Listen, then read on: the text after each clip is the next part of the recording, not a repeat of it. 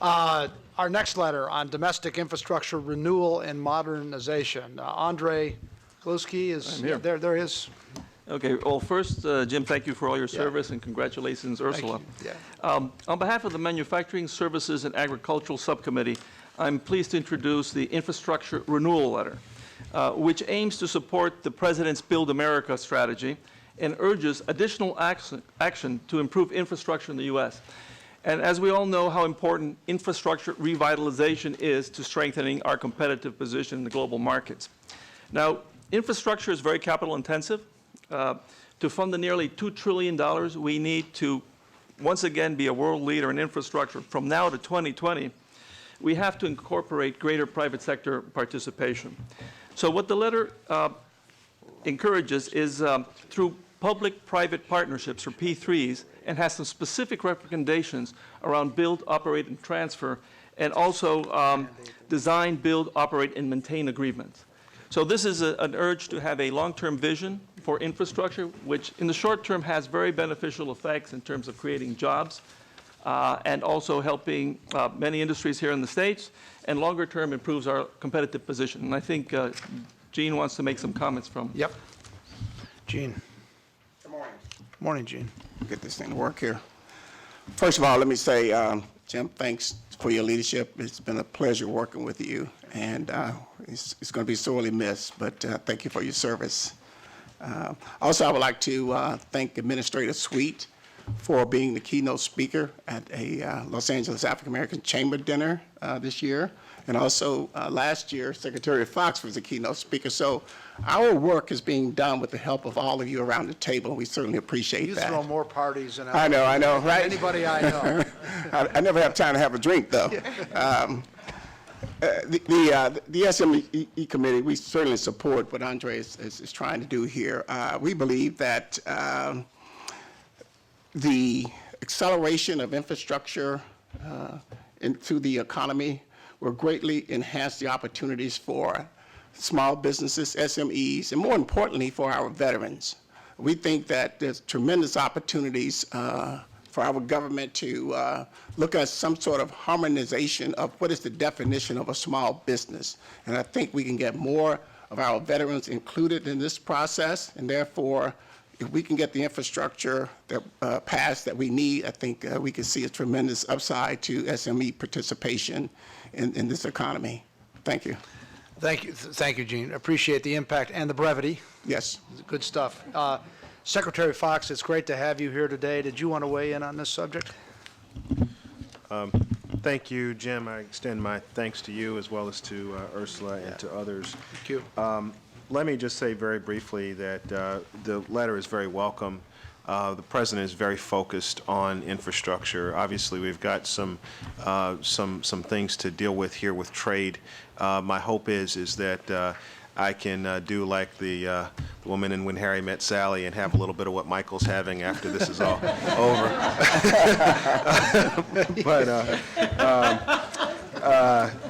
But we're going to need some attention on this subject matter as it goes forward.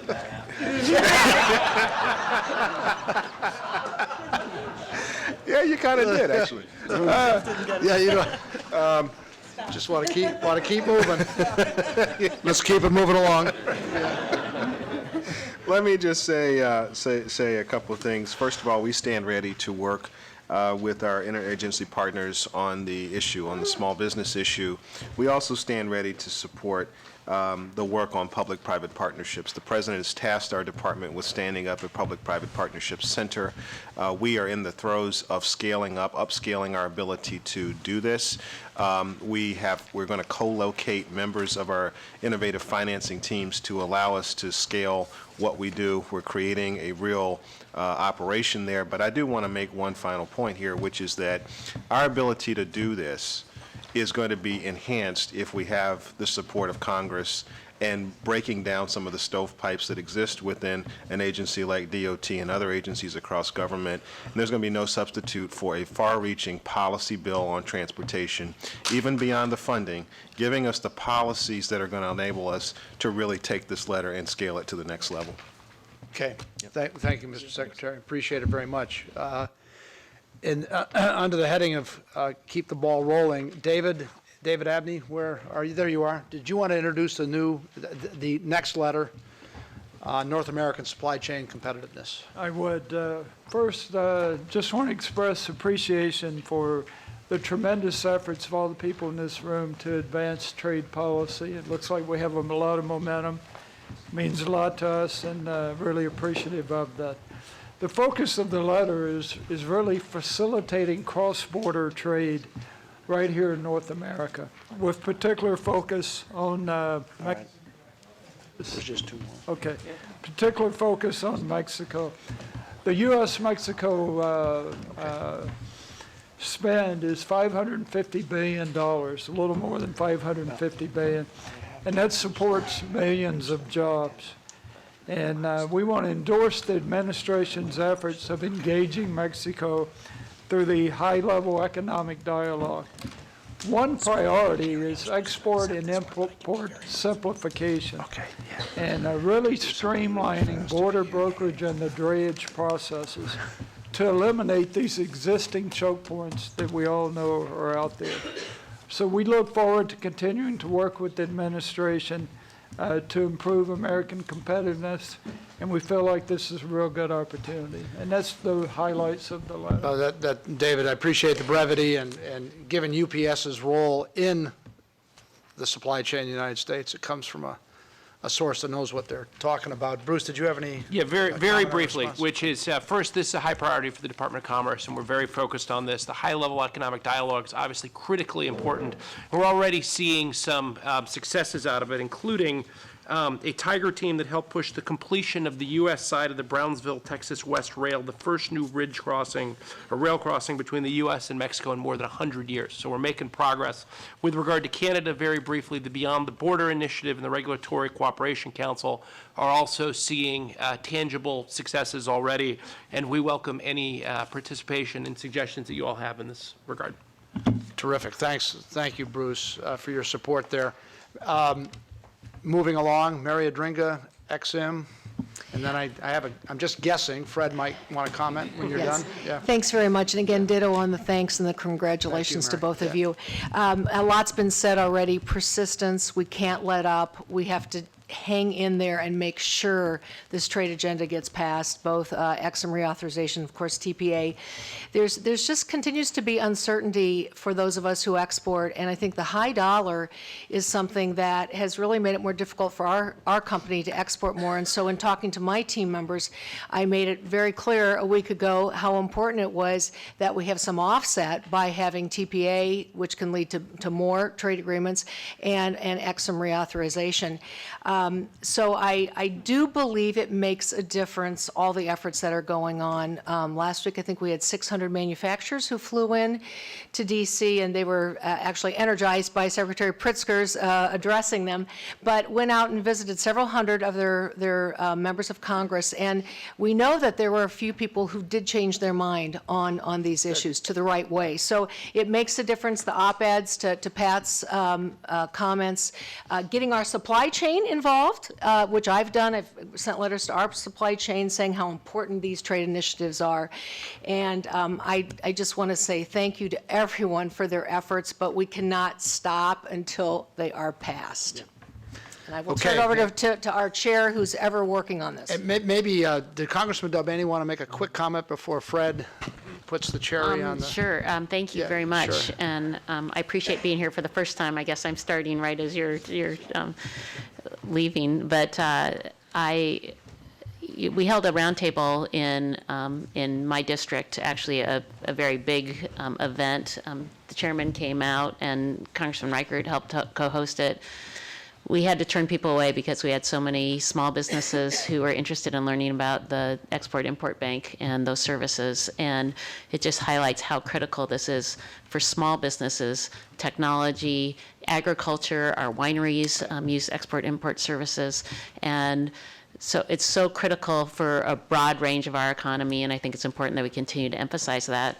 housing, every day we wait to reauthorize this, we're losing business. There are many deals that are going to be consummated after the end of this month, and already we're losing progress on those deals because we can't offer them these services. So short-term reauthorization or, waiting another day has an economic impact, has already been having an economic impact in our region, in our country, and I think it's important that we continue to emphasize that so that people realize that time is of the essence. So thanks for all of your work, and I'll turn it over to the chairman. Thank you, Congresswoman. Chairman?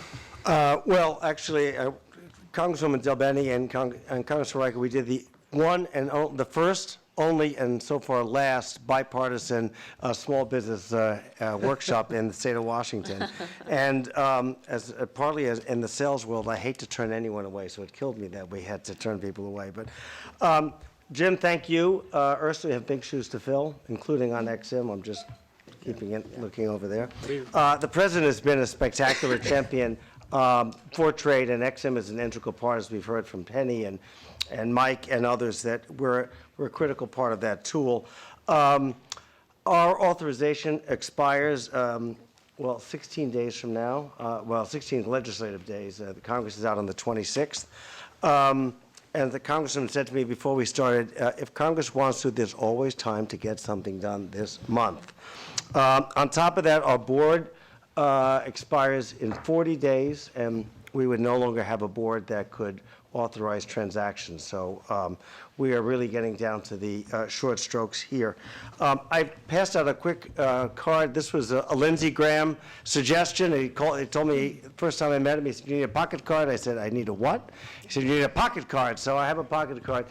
This quickly, on tomorrow, actually on Friday, we're going to release our annual competitiveness report to Congress. So I'm going to give you a sneak preview that's now being webcast, but a sneak preview. Basically, there are 85 other export credit agencies just like us around the world. Last year, we had uncovered 59. We did a little more digging. There are now 85 around the world. We follow rules set by the OECD for transparent and responsible lending. And at this point, the percentage that follows those rules is down to 1/3. Just 15 years ago, it was 100%. So 2 to 1 is sort of non-transparent, non-rules-based financing. That puts a huge competitive pressure on U.S. companies to get their fair share of deals. And there's another little bullet there. China has done more in the last 2 years than we did in 8 decades. In 8 decades, we've done $600 million. They have done over $670 million just in 2 years alone. So I only emphasize that in terms of just the competitive pressure and how we are really a tool to meet that competition and make sure that we continue to add to the 200,000 plus jobs that we added last month and the 164,000 jobs we added last year. And just to help your talking points, we do this at no cost to the taxpayer. And we sent, I'm looking at Marissa, we sent $675 million last year alone. And I like the number so much, it's also the password on my iPhone. So I just revealed my password, but it's also 675. So now, exactly. And it's very good to be in this particular room because we have our base of both small businesses, large business, and the governors and the members of Congress who have been very supportive. But we need to get this done. We need to take that uncertainty away. Yep, yeah, I agree. And I know everybody's engaged in the fight here. Marie, did you have a comment? Well, I just wanted to underscore the importance of what Fred is saying. I think that I feel your sense of commitment to the reauthorization of the Exim Bank, but I just want to say from the small business standpoint that our program is so strong in terms of our lending program. 80% of our export loans use that insurance. So I'm just talking about the reverberations around the country that'll be felt if this is not reauthorized. This is not about the small versus big, whether Exim supports small or big. This is about unilateral disarmament because every other country is helping, as Fred just aptly pointed out. So I just wanted to put a fine point of what Fred just illustrated. Thank you. Thank you very much, Maria, for your comments. Fred, we're all in the fight, and we're not giving up, and we're going to win. Okay, so listen, we have a time challenge here, and Bill, I know you've got one more letter, and we've got to figure out a way to either do it in 2 minutes right now. I can be quick. can you really do, and because we have some time running out, why don't you Okay, I'll go for see it. if you can go for it? The Workforce Readiness Subcommittee, we put together our letter and submitted it, and it's basically broken down to three things. Number one is privately funded, industry-led, job-driven training programs. You know, we compete around the world, and a lot of countries pay far less wages than we do. They don't have the same standard of living, and so how are we going to compete? And we're going to compete through training, certification, attitudes, which is work ethic, and productivity. And, you know, that's the foundation that is built through apprentices and them types of programs. So it's critical that we move forward with a industry-led training programs. Where can the government come in?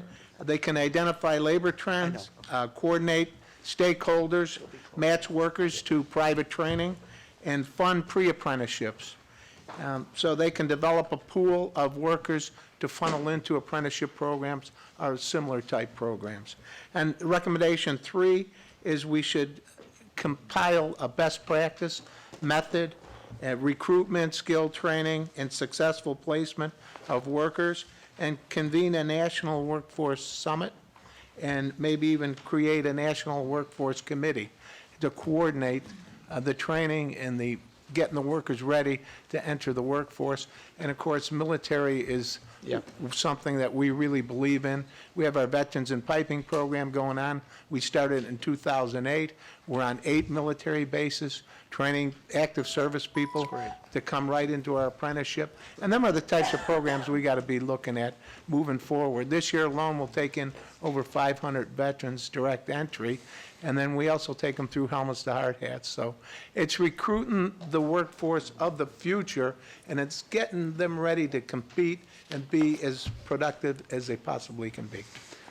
Well, 2 minutes? yeah, that's great, Bill. I mean, I'm sorry, I really am sorry to rush you. I think your work is so important, and from helmets to hard hats till now, I mean, your impact has been big, so we appreciate it.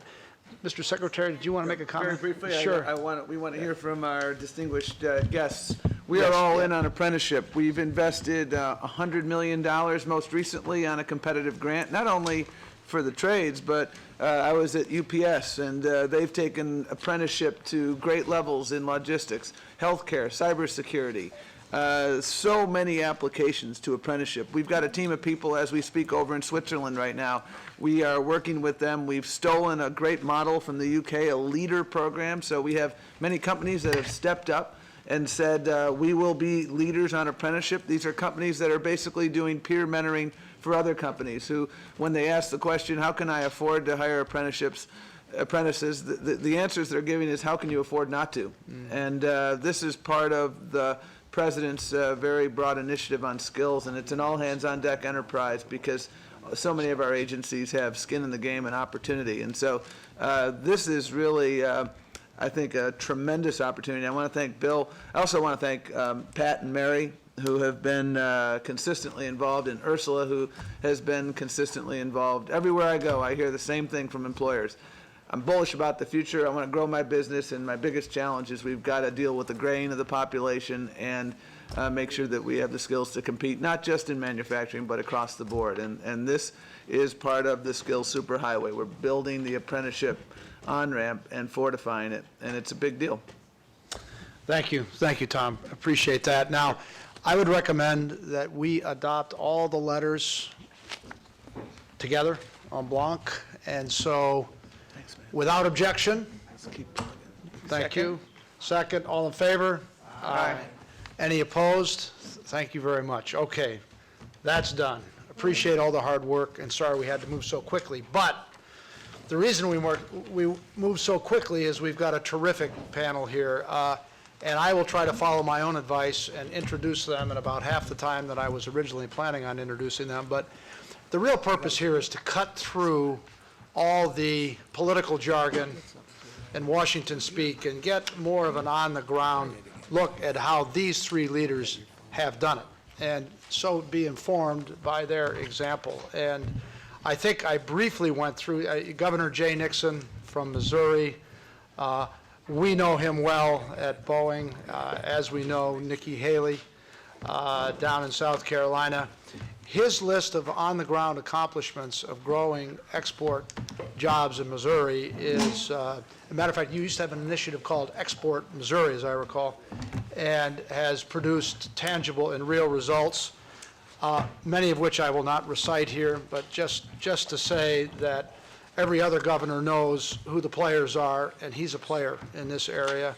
I think Nikki Haley, been also a second-term governor, 2010. We went down and built a big factory in South Carolina, and Nikki has been a tireless supporter. We make Dreamliners there, and we export 80% of them, and this would not have happened without her. And so, and her focus on education, STEM, and the innovation initiatives that support all of it, also well known. And then Mayor Swearingen of Fresno, California. I think are you in your third term, your fifth term, your second term? I don't know, term limits in California, I'm not sure what that means, but you all know the story of the Central Valley's agricultural base and a lot of the success around the exports there.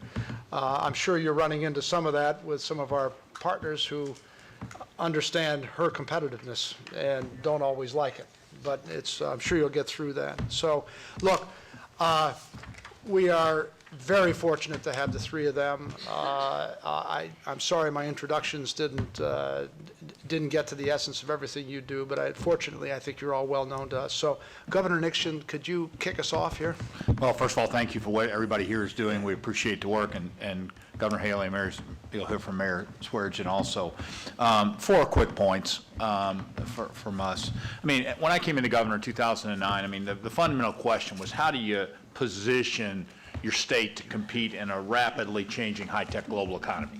So it's not like one single thing you can do. You have to have a comprehensive approach. And so the 4 things that we have put as markers and worked from day one on are really bearing fruit as we speak today. First, education and workforce development. We've moved up to top 10 in high school graduation rate, top 5 in improvement in our schools, focused even in the grade schools on STEM. We're #1 in the country in Project Lead the Way for computer science programs. We started science programs through Project Lead the Way now in 4th grade across the state of Missouri, put additional dollars in to get that working. We've also tried to make education more affordable. Missouri's #1 in the country in keeping tuition costs for public institutions down 6 years in a row, and we're going to continue that record. So I think that never forgetting that as we sit across the table from companies, whether in America or around the world, what they want is good, productive workers for the future. And if you don't forget that in this job, it really is a benefit to you. Our job as governors, as mayors, is to provide 2 or 3 qualified people for every job opening, and then to have our folks compete, and we never try to forget that. I talk about exports when I go to kindergarten classes because, quite frankly, those kids in kindergarten and 1st grade are competing with kids in Beijing and London. They're not competing with kids just in the next county or in the next state. Second, fiscal discipline. I think this is exceptionally important at the local level, exceptionally important. I don't speak to all my governors or everybody else in this situation, but we pass our budgets on time. Missouri is one of the few states in the country, triple credit rating. We don't experiment with tax codes. We don't play around. We have low taxes. We have predictable, and because of that, in my first 4 years, we were able to retire about almost $700 million of debt. So this year, the legislature authorized another almost $500 million to invest in higher education, to invest in mental health institutions. We're building in the state of Missouri, started last year, a brand new mental health hospital center for our state, about a $211 million facility that's going to be the state of the art for the country. The bottom line is that having that ability for folks to invest and them respect deeply your fiscal discipline, incredibly important when you travel around the world. They're not used to the last trade mission I took. I had the Speaker of the House with me. I had the President of the Senate, opposite parties. When we present on fiscal issues, we present as one voice. Incredibly important for us. Number 3 is just a focus on exports. We put a program together called Export Missouri, focused not only on the big players, but also the small players, open up additional offices. I myself have traveled around the world and closed deals, almost $10 billion worth of deals for Missouri.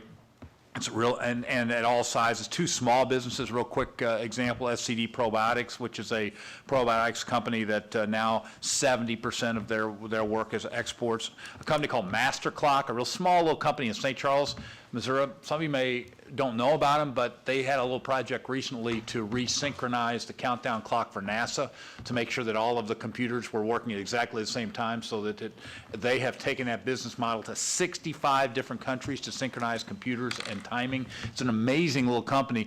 They travel with us whenever we go internationally. The last part is to realize that foreign investment is part of this deal. It's a two-way street.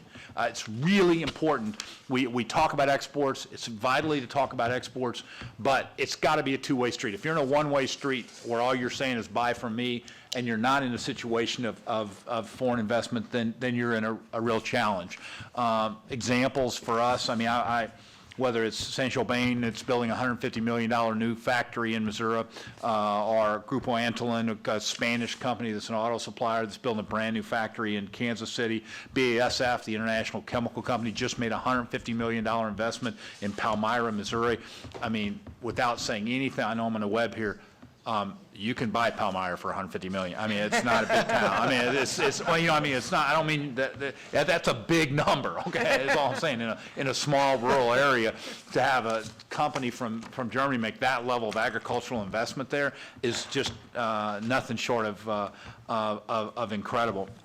Last piece, I was in Madrid about 4 weeks ago. A company flew in all the way from China to meet with me. They had just been sourced for a part, and the auto chain it's not relevant what that part is, other than everybody's taking weight out, adding strength. And they have factories in China, and they have factories in Europe. And their board had voted to put a factory in North America, and they wanted to meet with me. They flew all the way from China to meet with me. And the reason they wanted to meet with me is because what we're doing, number one, they wanted to do it in Missouri, but number two, they said, we want to be high quality, not just low cost. And I think that's the last thing I was going to talk about here.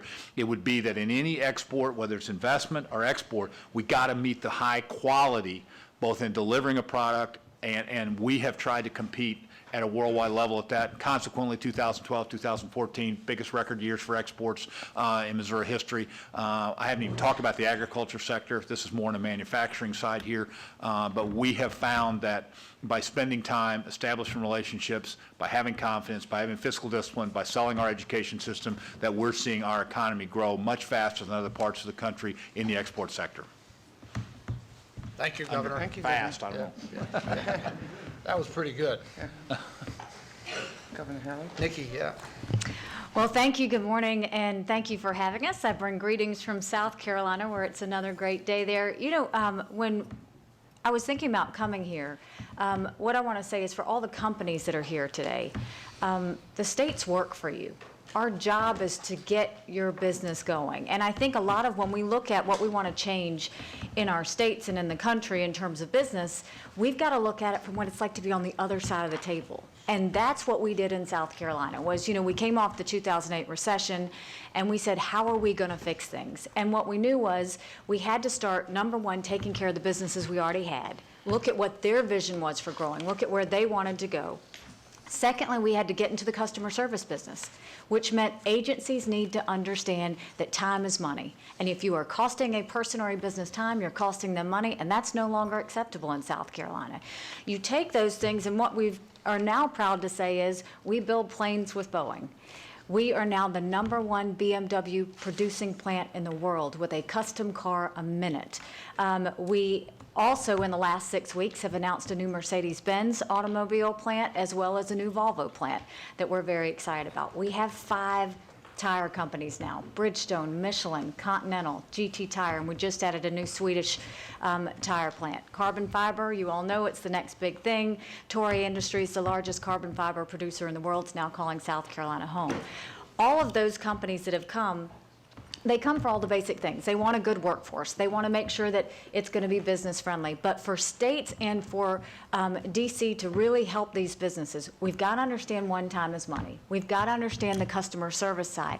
We need to understand that product to market matters. So infrastructure, infrastructure, infrastructure. When you look at the fact that we've got the Port of Charleston, Port of Charleston's great, and we've got to deepen it, and we've got that green light, we got to deepen it fast. We got to get those Panamax ships to come through. We went ahead and did an inland port so that we were getting that product to market even faster. So in upstate South Carolina, those products were moving just as fast as if they were at the Port of Charleston. And so the infrastructure part, when it comes to exports, really does matter. We're proud to say that we've hit record highs in terms of our exports.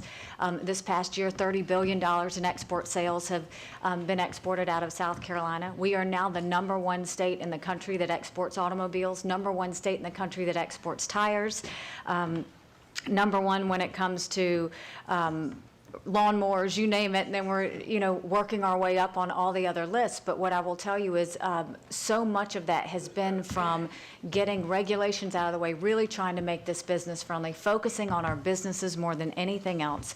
We do have local programs. One is the STEP program that we use with the SBA, which is very good at helping our businesses export. But then we also have what is called the SCOPE program. It's the South Carolina Opportunities for Promoting Exports. And we give that to any company that has 500 or less employees and has been in business more than 2 years. And what we do is we help partner them with international buyers so that they can start to get into the export business. We also go and help them get involved in international trade shows so that they can sell their company and really show what their product is. We've had great success with that because a lot of companies want to export, they just don't know how. And so we in South Carolina very much see our role is to assist our businesses, support our businesses, and help them produce and be successful. This, at the end of the day, is all about cash flow. And if companies have cash flow, they expand and they hire more people. And in South Carolina, that's very much what the progress of that is. And so exports is a big part of that, and we're going to continue to grow that as much as we can. Thank you for having me. Fantastic. Thank you, Nikki. All right. Thank you, Mr. Chair and Madam Vice Chair, honorable members of Congress who are here today, and officials from the administration, members of the Export Council. I'm Ashley Swearingen, Mayor of the City of Fresno in California. And what I'd like to do just very briefly is, first of all, speak to you on behalf of the U.S. Conference of Mayors. Secondly, tell you a little bit about Fresno, its attributes, and its industry mix. And then lastly, comment on the things we've done to support our exporters in our city and our region.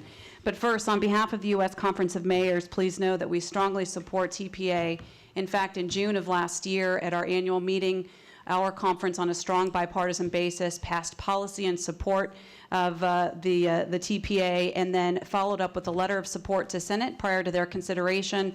The same letter was delivered today to leaders on the House side of things. We had almost 80 mayors signing on, again, a strong bipartisan showing of support. This has been a long-standing priority for mayors. We certainly understand, I like the expression preaching to the preacher. I would echo that. We, as mayors, understand that export and trade are keys to growing our economy. So I'm very pleased to update you on that. Now on to Fresno. You may or may not know that Fresno is in the exact middle of California. It is surrounded by mountains. To the east of us, the Sierra Nevada mountains, and to the west, the Coastal Mountain Range, forming an incredible bowl or valley that is the most productive food region, the food capital of the entire world. Fresno is also a very large city. It's the 5th largest in California, with just over 500,000 people. It's the 34th largest city in America. We have a very young, diverse, energetic, and fast-growing population. In fact, one of the fastest-growing populations in the state. The city of Fresno itself is well infrastructured. We have a redundant highway system both in and out of the city. We have efficient local roads. In fact, we were recognized last year by Forbes magazine as the 4th best commute city in America, with when considering the number of people who can get to work in less than 20 minutes. I'm one of those, which is terrific. We have the fastest growing airport on the West Coast, and we are investing over the next 4 years almost $500 million in water and wastewater infrastructure, making us one of the most secure water cities on the West Coast, which, as you can imagine, is extremely important. We also have robust educational infrastructure. 100,000 people every year in Fresno County alone pursue training beyond high school, either at the community college, the university, or the vocational training level. So we offer robust educational infrastructure. Our industry mix has been recognized already, that we are dominant in production agriculture, but it doesn't stop with production agriculture. It extends to finished food goods. with about 150 food manufacturers in the city of Fresno alone.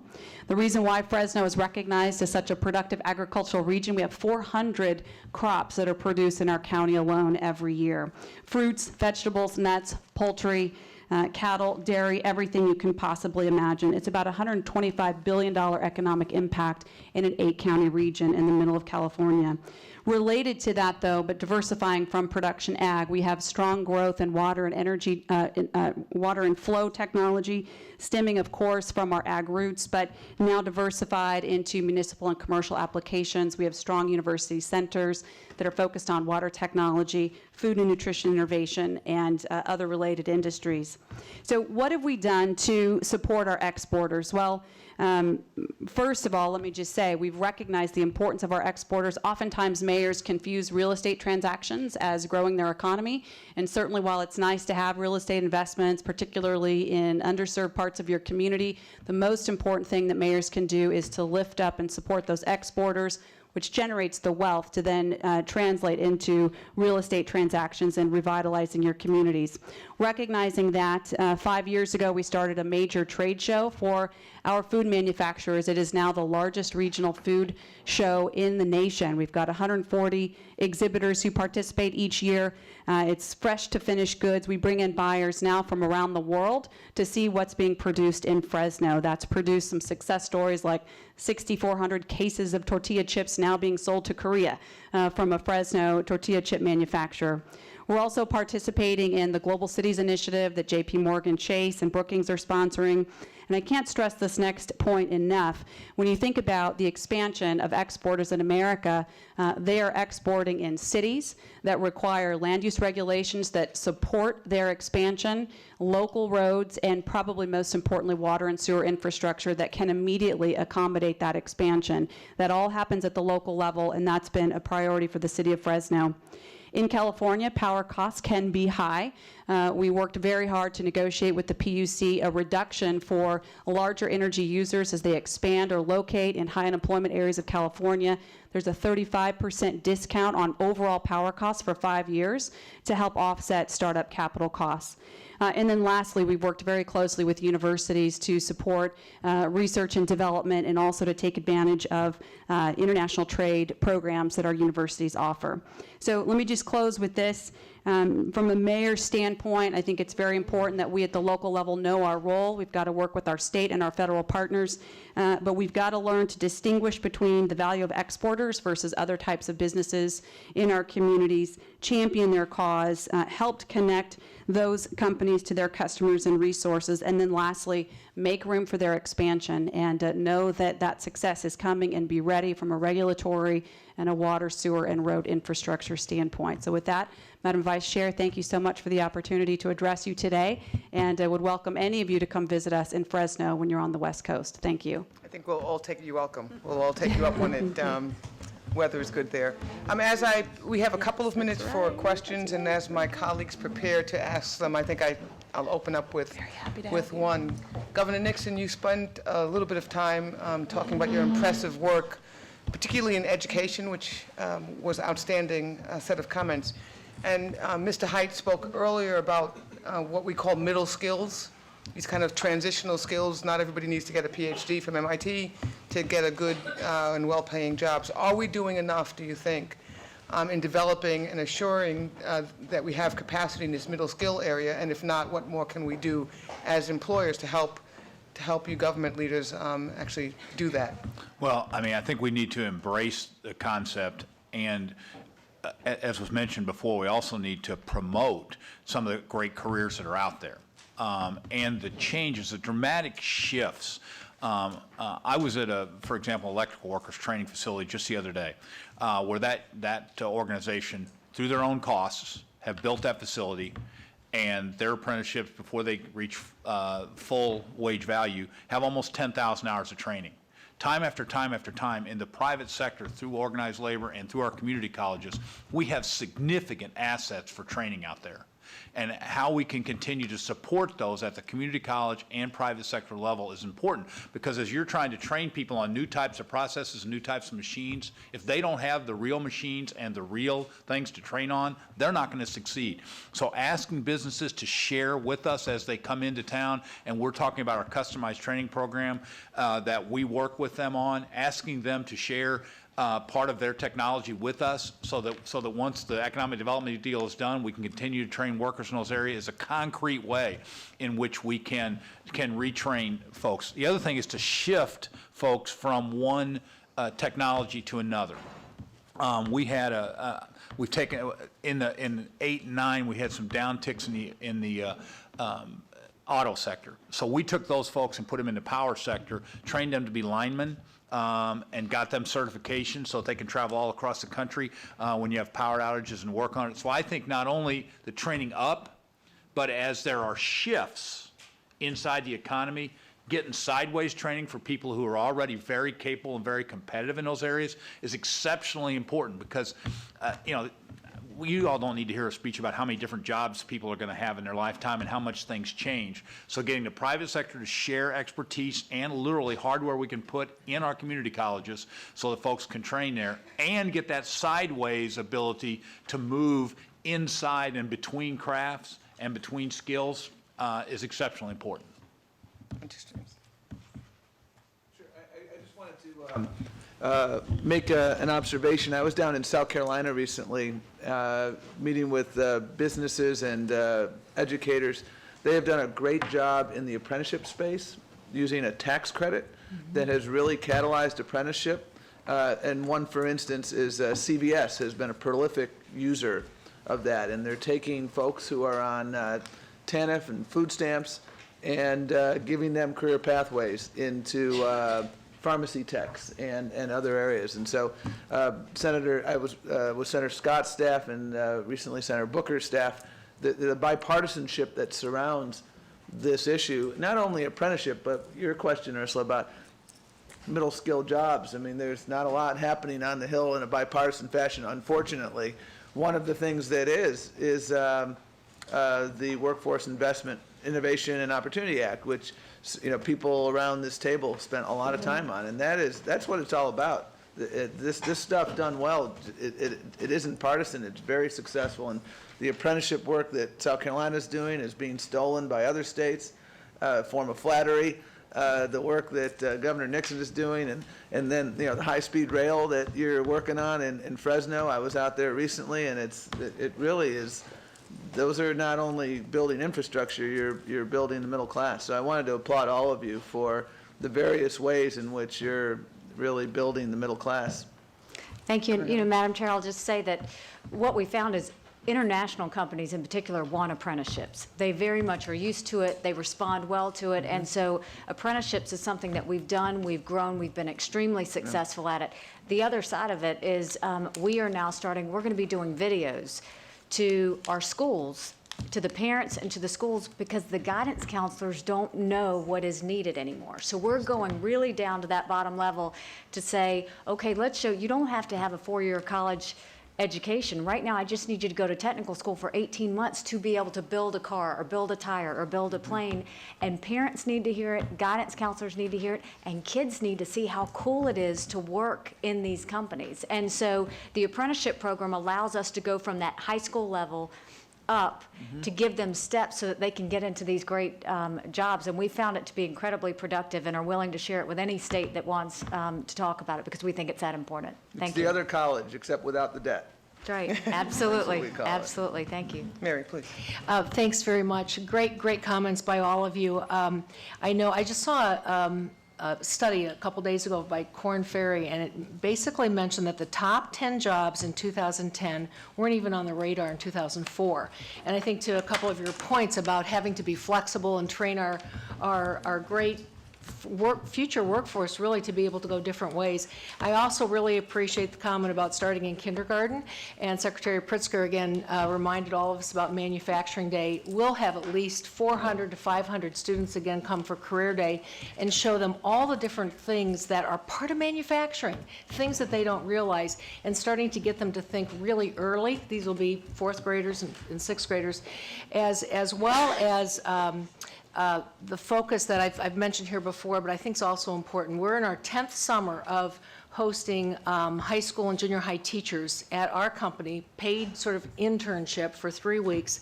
They learn about all the opportunities, also what the skills are needed for the future, and they leave there with a whole new sense of how to talk to their students about, first of all, the soft skills of work, but also the opportunities that are the areas that they're living. So thank you for all the great work the three of you are doing, and in the larger governors and mayors associations as well. Thank you.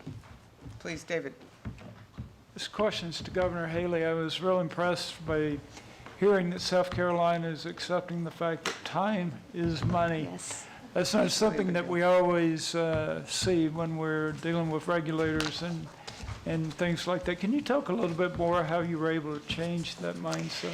So when we, first came in, it was your typical government that you will see anywhere. And I knew coming off of 2008 that the only thing that our administration could control was jobs. And so we needed to get jobs up and running as soon as we could. What I knew being in business was that time was money. And a lot of time and cost can happen when a piece of paper sits on a desk. So we really focused in on making sure all the directors of our agencies knew that they worked for businesses in our state and they worked for the people of our state, and that they had to change the culture within their agencies. The second side of that is our Business and Regulatory Board. I took everybody off the board, put all business people on the board, and the chairman of that permitting board is the president of a construction company. He understood time was money. Then we went a step further, and as silly as it sounds, we had all of our public servants in South Carolina start answering the phones. It's a great day in South Carolina. How may I help you? Mm-hmm. They hated that. They hated that so much. But the whole point was we wanted them to enjoy where they worked, but we wanted to remind them who it was that they worked for. And now you're looking at a complete culture change in the state of South Carolina to where they understand your job is to solve that person's problem, and you do it quickly, and it matters. And so it's created a new culture that what we now call Team South Carolina. And so when one area succeeds, everybody celebrates. When another area is going through a challenge, they help. But it really is something that government needs to remember.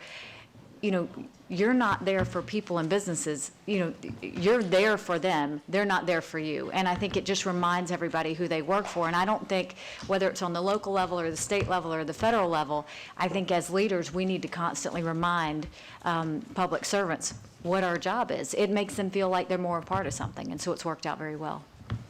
Thank you. It's outstanding. Any other questions for our panel? If not, I'm sorry. Oh, I'm sorry. I just wanted to compliment you on identifying the STEP program as a tool in your tool chest, because I think it is a really powerful one. So I wanted to compliment you on that. But I also wanted just to invite you, and we'd be delighted to, with all three of you and any others in the room, to go out and to talk to you about what we do for the small business, because we have growth accelerators, we have scale programs, we create clusters. Sort of, we take the Silicon Valley model and try to replicate it in other parts of the country. So there's so many other tools. The SBIR program is the innovation grant program that the federal government puts up. So I would invite you to learn more about the other tools that we have. I think they're interesting, and the communities that are really harvesting them are optimizing their opportunity to create job growth.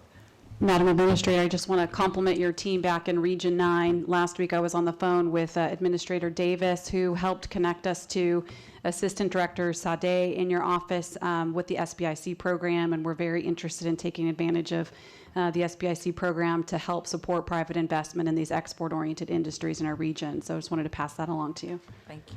Thank you. Any other questions or comments?